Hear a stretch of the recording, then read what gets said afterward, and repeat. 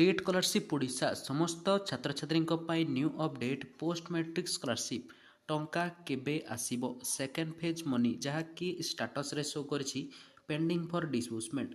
तेबे समस्त को आमर यूट्यूब चैनल रे स्वागत फ्रेंड्स। जदि आपण पोस्ट मैट्रिक स्कॉलरशिप को आवेदन करछंती तेबे एही वीडियोटी को शेष पर्यंत देखिबे, कहीं जो छात्र छात्री मानकर पोस्ट मैट्रिक स्कॉलरशिप रो एप्लिकेशन स्टेटस रे किंबा आपणकर जहाँकि व्यू स्टेटस रे जदि पेंडिंग फॉर डिसबर्समेंट शो करुछि तेबे आपणकर केबे किंबा केतोटी स्टेप जाइकी आपणकर पेमेंट आसीबो एही वीडियो माध्यम रे आपण जानि परिबे। वीडियोटी भल लागले निश्चित भाव गोटे लाइक करेंगे, चैनल टी मध्य सब्सक्राइब करदेबे और पाखर थिबा बेल आइकन को मध्य ऑल रे सेलेक्ट करदेबे, कहीं जिते बेले मध्य हमर स्कॉलरशिप रो किछि नुआ अपडेट किंबा जेकोनोसी मध्य आपणकर पेमेंट रिलेटेड किंबा आपणकर पोस्ट मैट्रिक स्कॉलरशिप पेमेंट जहाँकि स्टेटस पेमेंट प्रोसेड किंबा payment success sanction by approve authority जेकोनोसी मध्य स्टेटस शो करुथिले आपण जानि परिबे आपणकर पेमेंट केबे कोन आसीबो आपणकर अकाउंट को।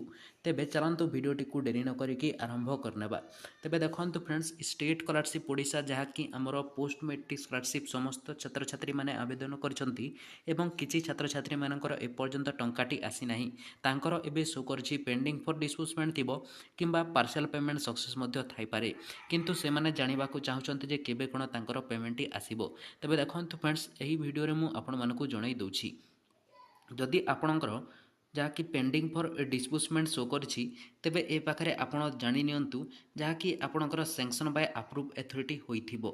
जदि आपणकर सैंक्शन बाय अप्रूव अथॉरिटी होइकी पेंडिंग फॉर डिसबर्समेंट शो करछि तेबे आपणकर सेकेंड फेज टंका आसीबो किंबा आपणकर जहाँकि पेंडिंग फॉर डिसबर्समेंट शो करछि तेबे आपणकर फास्ट फेज टंका आसी पारे किंबा आपण जदि ओबीसी एससी बीसी पिला होइछंती तेबे आपणकर डायरेक्ट टोटल पेमेंट आसी जिवो।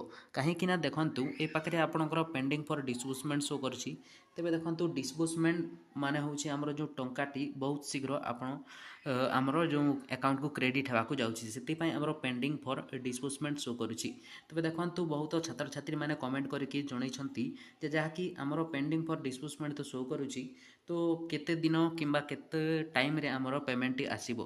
तेबे देखंतु मु पाखरे आपनको जणे दउछि जे पेंडिंग फॉर डिसबर्समेंट जो छात्र छात्री मानकर भी शो करछि से मानकर आउ 1 ରୁ 2 सप्ताह भितर आसीजिवो आपणकर टंका। तो देखंतु फ्रेंड्स, एमिति किछि नाही जे आपणकर जहाँकि 1 ରୁ 2 सप्ताह रे आसी पारे, किंतु आपणकर जहाँकि डिपार्टमेंट जदि आपणकर एमबीसी वेलफेयर डिपार्टमेंट जाय जो ऑफिस टी रही आपणकर डिस्ट्रिक्ट रे मध्य रहिथिबो तो से माने आपणकर एप्लिकेशन टी को केते टाइम किंबा केते समय रे आपणकर एप्लिकेशन टी को वेरीफाई करूछंती ता ही डिपेंड रही थाए। जहाँकि पेंडिंग फॉर डिसबर्समेंट शो होउतिले आपणकर बहुत शीघ्र टंका आसीजिवो, आपणको टिके वेट करबाकू पड़िबो।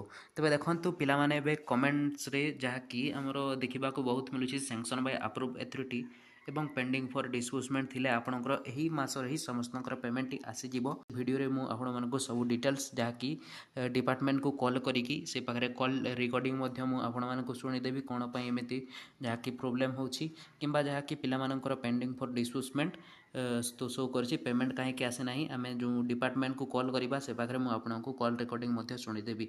बर्तमान ए पाखे आप जाणिकी रहतु जे आपणकर पेंडिंग फॉर डिसबर्समेंट शो करते पेमेंट निश्चित भाव में आपणकर बैंक अकाउंट को आसीजिवो, आपको टिके वेट करने को पड़ो।